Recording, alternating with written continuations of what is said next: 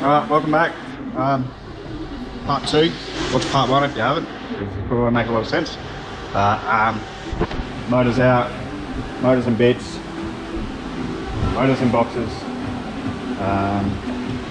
So that's gone home, and now the plan is put this motor in.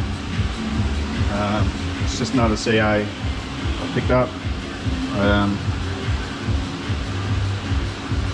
Someone got in touch with me on the internet, and an old friend of mine, and asked me if I wanted to buy their engine, and I don't really have space to have extra shit laying around, but I thought about it and I figured I could put this one in there and then drive that home, and in the long run get this motor built, because either way that's probably not happening for at least a couple months, and then build that motor and do whatever extra crap I want to do to that one, and then just drive this one in the meantime. That's the plan, and the more I think about it, the more I want to do. So this one has apparently got head studs, but a graphite or composite type head gasket. So and the other thing is that this does not have the head drain fittings. It is currently a Sunday. Monday and Tuesday are public holidays, and I want to have this running midweek so I can get it tuned at the end of the week and drive it home next weekend. So that's my time frame, a week, and I won't be able to get the head drain fittings in a reasonable amount of time. So I'm thinking if I may as well just take the whole top of this motor off and use the top of my motor, put the head on it, put my intake, all that shit, because that's sort of slightly modified, but leave that all complete and put my head on, put the head drains on. Just other little bits and pieces like the fittings and the valve covers have changed. Some of the breather system as well down the bottom have changed. Some things blocked off on the intake. Just bits and pieces here and there, which might bite me in the arse a bit later. But so the plan is just to take the top of the motor off of this and put my old one back on, put it back together with the MLS gasket that I've already got. I'm not buying a new one. YOLO, if it causes me issues, whatever, that's my problem. I've done it before, I'll do it again. And basically put the whole top half of my motor on and the other bits and pieces. It's got the wrong mounts on there. Probably wondering why it says Mazda. It was going to go on a 99, and it's got custom mounts to seat, so that's not happening. Obviously, he's abandoned that project, and now I've got it. He also gave me a gearbox and a radiator and a few spare parts, a couple of computers and shit, but I mainly just want to get the motor in and get it running. I'll probably put that gearbox in, because this gearbox here is pretty well fucked. It was never great, and the oil is more metal than it is oil, so that's probably going to blow up next time. Anyway, I'll put you on a time lapse and I'll pull the head off and go from there, hey?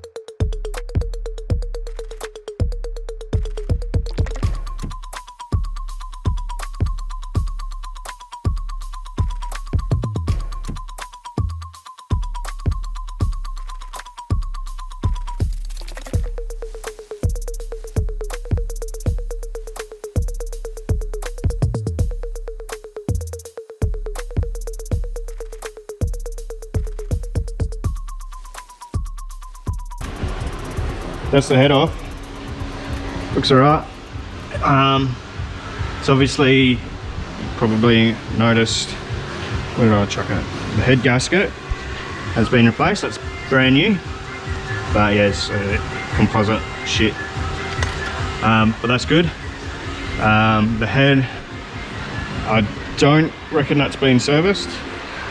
Not that I really care anyway, but otherwise it would be pretty clean. Now there's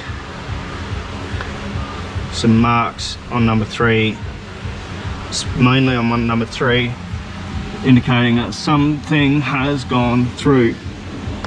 I reckon. I don't think that's detonation because it's priggity jaggedy. Anyway, yeah, there's a bit of mark there, a little bit on number 4.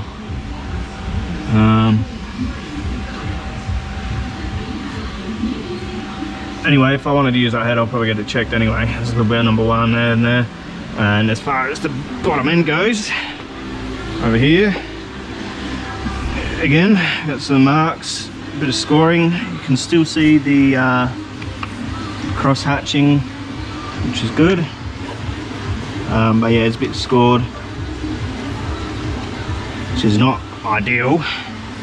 However, especially number 3 again.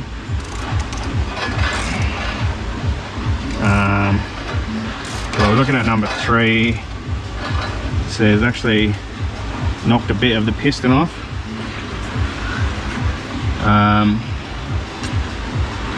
And caused a bit of carnage down there, and did a bit of damage to the bores, which is not great. So I might expect low compression, but you know what, I am going to send it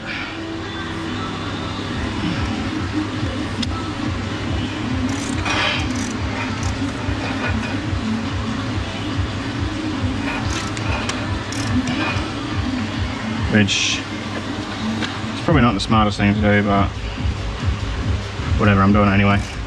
So that's yeah, just for the record, that's bit how's it going. Anyway, it is what it is. It's cheap, so the way I see it, I bought this as spares, and I got my money's worth out of spares. So even if this motor's no good, then it's no good. Also, the timing belt is a bit how's it going as well. It's definitely not new, but that's alright. And bearings, pretty shitty too. But that's cool. We'll keep going. I'm getting a stone so I can give the deck a clean. And then I'll have that forever to use on whatever I want. But that's probably me pretty much for today. I'll keep going for a little bit, but I'll wrap it up pretty soon. And when I get this stone, then I'll put it all back together. So, stay tuned. Alright, quick update while I'm here. I've got the old head off. I've basically reassembled it to keep it all together. Keep all the bolts, nuts, screws, bits one place. Just been given my sharpening stone, and I'll just go over the deck with that. In the past I've just used a whizzer, which is not ideal, but it has worked. So don't listen to those people who say things need to be absolutely perfect, especially when you're only doing a shitty little CA. It's not really going to be the end of the world. I've also just been bolting on the bits and bobs, brackets and shit, just doing what I can. Anyway, I'll keep going. I'll probably put the head on today, hopefully, and go from there.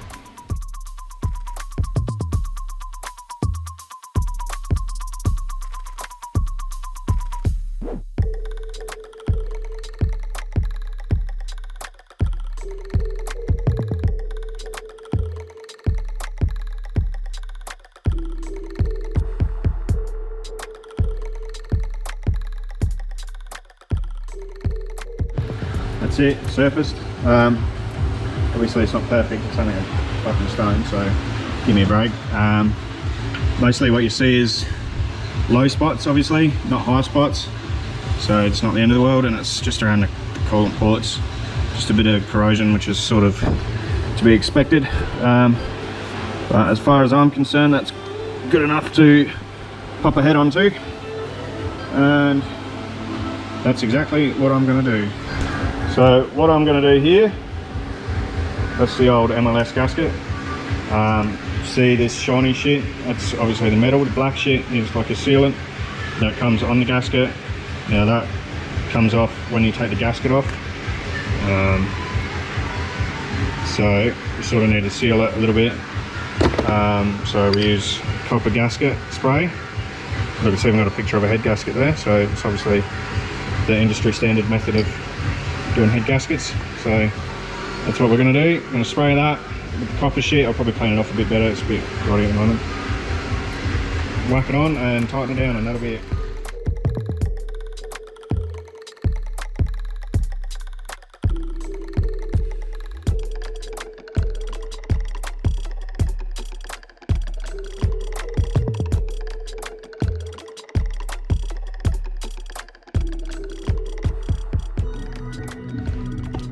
Right, back again. I left yesterday at that point.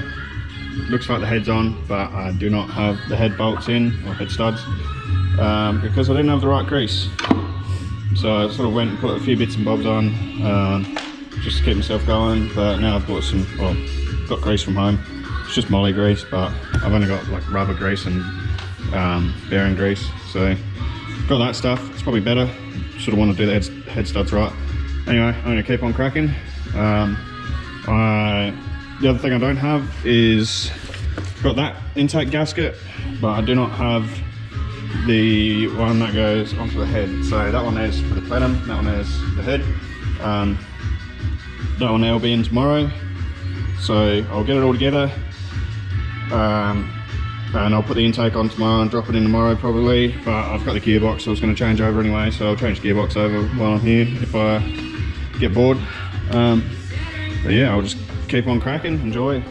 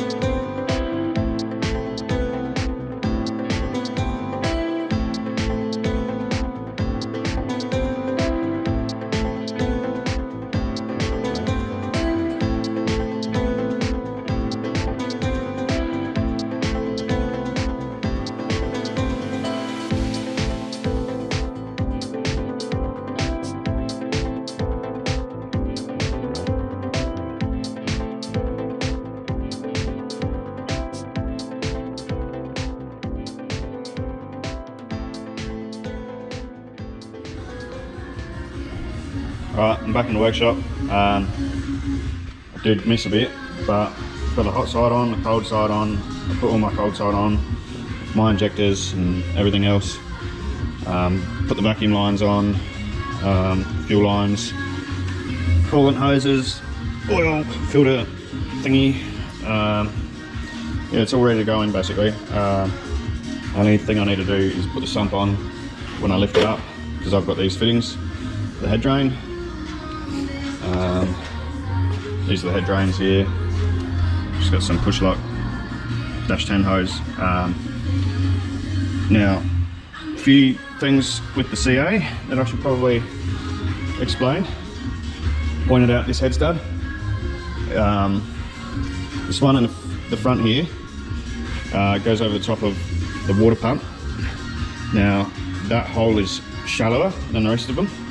So if you just put the head stud in at its standard length, here's one I found on the floor, it'll bottom out the thread in the block, and then when you go to do the nut up, it won't actually tighten the head down. It'll just get to the end of the thread. So that's no good. So my old head studs I had that issue with, and I cut a few threads off the bottom where it goes into the block. So it still engages with all the threads that are available in the block, but it makes the stud stick out less and you can tighten it down and it's all good. So that's one thing. Another thing I always get asked about, or well, people always ask about, and nobody seems to know, is the coolant hoses. Obviously I've got virtually nothing on this motor. I'll grab a torch, hang on. So, coolant hoses. Radiator hose goes in there, from the bottom radiator hose. It's full of spiderwebs, that's nice. That's suction into the water pump. Everything else is pushing out. So this part here is also suction, because it goes into there.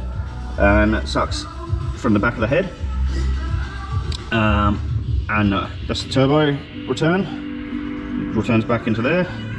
Everything else is pushing, so that there's pushing out of the block, which means it's pushing here as well. So it'll push through and then return back into, that's your thermostat bypass. So when your thermostat's closed, instead of coming out here, it'll come out here and go down and return back to here.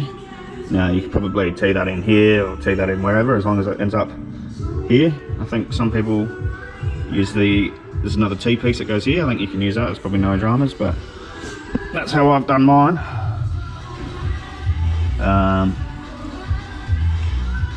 Just the other thing is, if you're connecting all these up, just check all your sizes, because there's a different size to that one.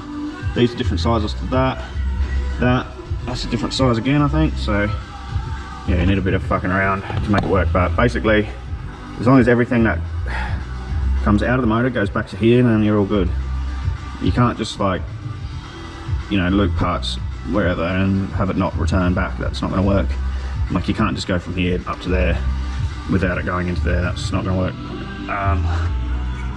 But yeah, so some people just go off that straight in, which you can probably do, but at the same time, I don't want 100% of the flow just going into the water pump, out of here, back in, and just going around the front. I want it to come out the back as much as possible. So that'd call the rear of the motor. Same thing with the coolant line for the turbo back here. That's just pushing out of the back of the motor. Heater hoses, same thing. If it's, you just find somewhere it's pushing out of, which is normally at the back of the head, I mean back of the block there, goes in the heater, and then it returns back where that radiator hose goes. So just thought I'd try and explain that for literally someone who asks that every week on the internet. And the other thing, the oil cooler thing, normally there's an oil cooler there, that's been taken off, it bolts on, it's 4 bolts. Now you don't have a thread to put your oil filter on, but you can just get the Union bolt, genuine from Nissan, or off an RB30 or fucking VG, or probably even a CA that doesn't have an oil cooler, I'm guessing, I'm not sure. But anyway, you can get the thread, it threads into the block, and then you've got a stud, and you can put your oil filter straight onto that, and it will seal fine on the block, just as this oil cooler housing has. Works exactly the same. So that just goes straight on the block.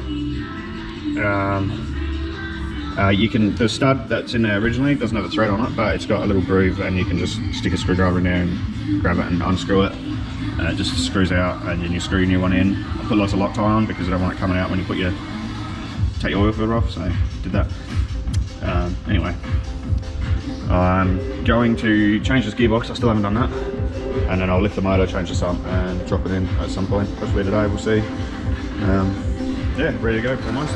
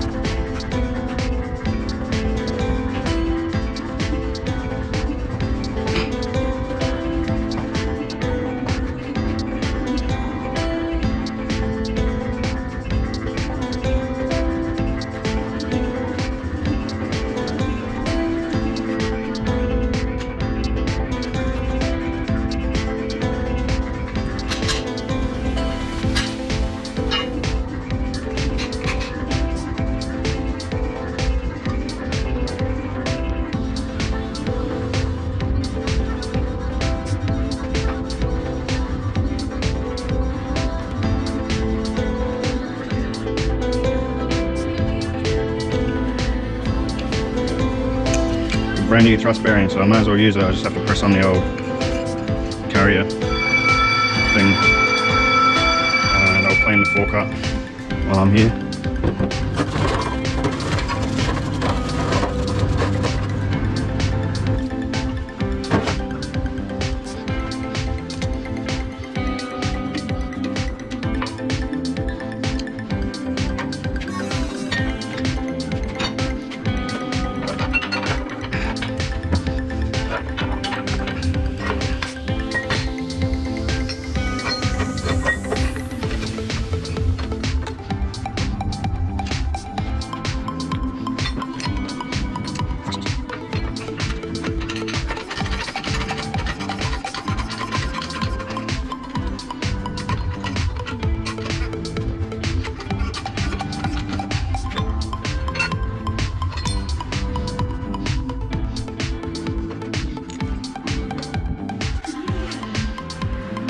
Hello? Ah, okay. Alright, one sec.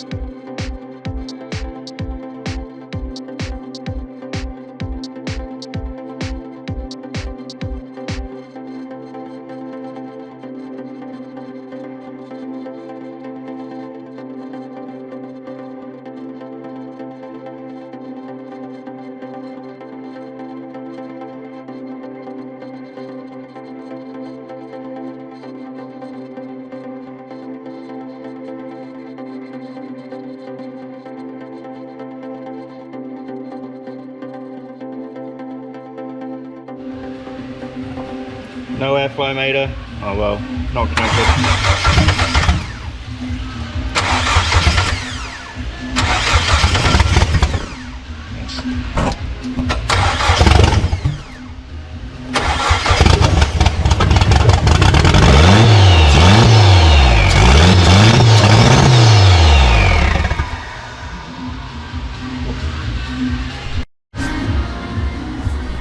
That was a first start.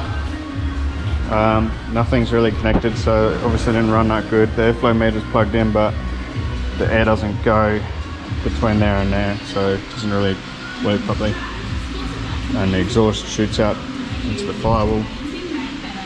But it runs, so that's good. Now I'll just keep putting along and finish her off and hear it running properly, and happy days. So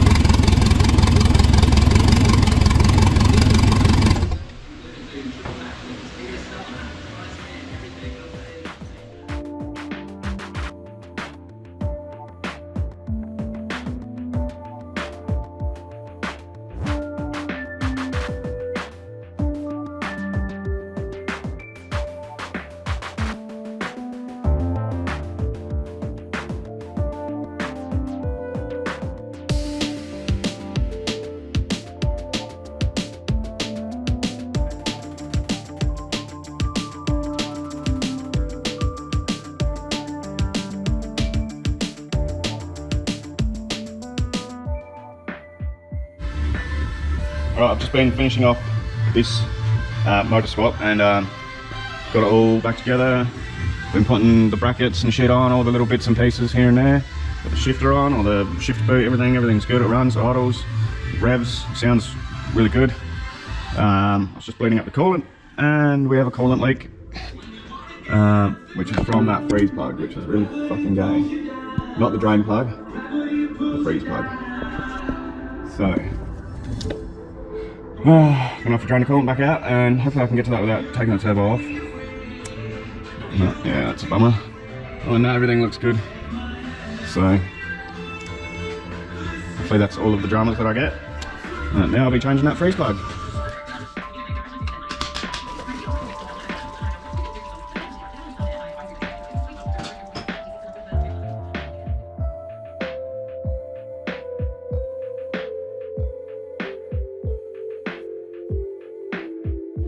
Alright, well, I got it out. I knocked it straight into the block, so there's a bit of this going on, so but anyway, that's it there. So if you have a look, there's a little hole there. There's my issue. I'm just going to pray that the rest of them aren't too bad, and that'll be a problem for another day, I guess. Oh well, now I'm waiting for the new ones to come. Alright, update on that Welsh plug. I think it's impossible to get it in without taking the hot side off, so I'm going to take that hot side back off, which is fucking game for that. Oh well.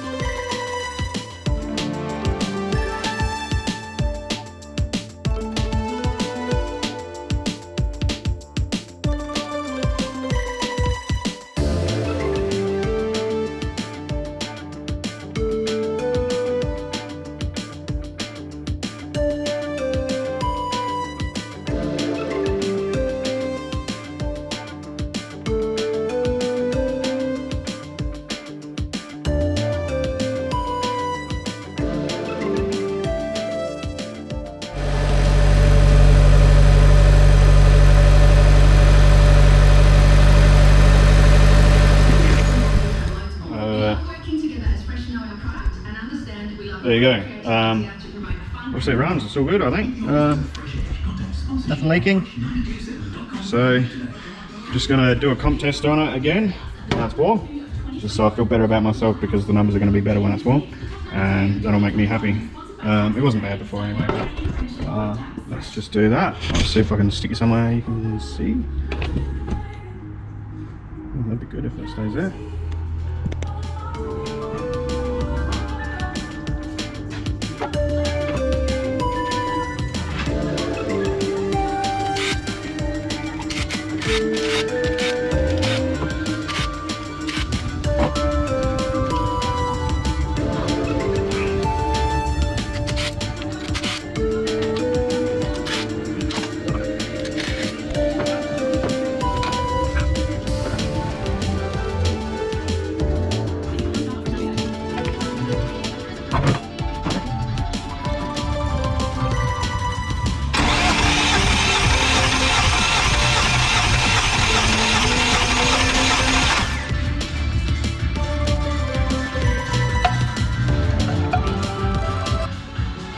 Bit over 160, cylinder 1.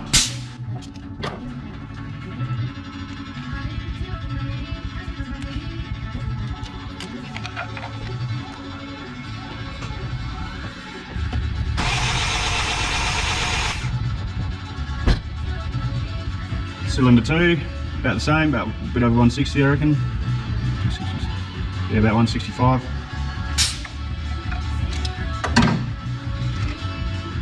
Number 3, I know there was a bit of damage in the bores and even on the piston, but whatever, it seemed to test right cold.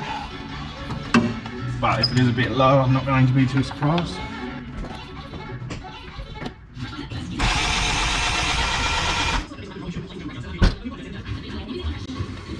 Oh, sorry about that, fellas.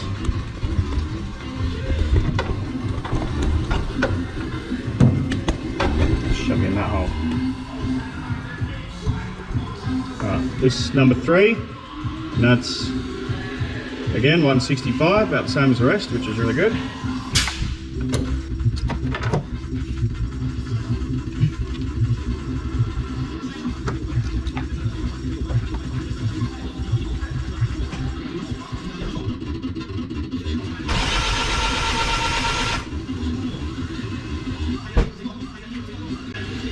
And number 4. A little bit low if anything, but still about 160, so it's barely even worth mentioning that it's a little bit low. That's really good. Alright, one of the last things I'm going to do is do a smoke test on it, which is that little machine down there. It basically makes smoke, and you can check the air leaks, vacuum leaks, anything like that. So I'm just going to do that and see if we've got any air leaks.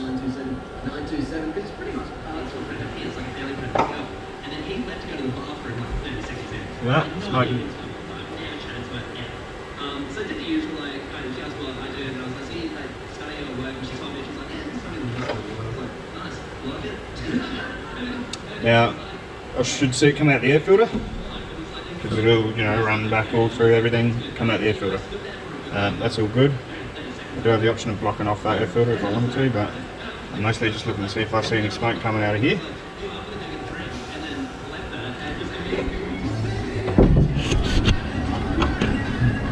That, there's a vacuum leak in there, which I'm not really surprised about because that's fucked. Which means I'm going to change that over. And also, if you have a look, that's all smoky too, which is normal part. Alrighty, we're set up on the dyno, ready to go. All running, everything seems all good, so time for a tune-up. Yeah, so you saw I was doing some wiring on the car. Basically, when I pulled the engine out and everything, the idle control valve connector just fell off, so that was good, which is that one there. I pinched another connector off the second loom that I bought with the car, stuck it on, all good. I had the pins in there, but the connector was all brittle, so I think I just got the connector housing and put that on off memory. TPS, I was having issues with that plugged in this tune software, and I didn't have an idle switch working properly. You could move it around and it would work, and basically the conductor strands were just broken inside, so you can move it and it would work at a particular point, but yeah, the wires were basically broken. So and for some reason the other loom didn't have a TPS connector on there, but I reused my connector housing again, found some pins that were the same on the old loom and connected them in with splice joint in there. Got the knock sensor hooked up to the dyno, or to the knock ears, and got the map sensor hooked up just for the dyno. Probably going to shoot for around 20 psi, see what it does, maybe a bit less to be safe. But yeah, all ready to go. It's probably getting a bit long this video, so I'll keep it short anyway. There's some footage of me fucking around on the dyno. Basically, I'll be trying to tune it under Chris's supervision, and he'll probably make sure I don't blow it up, basically. And yeah, here we go.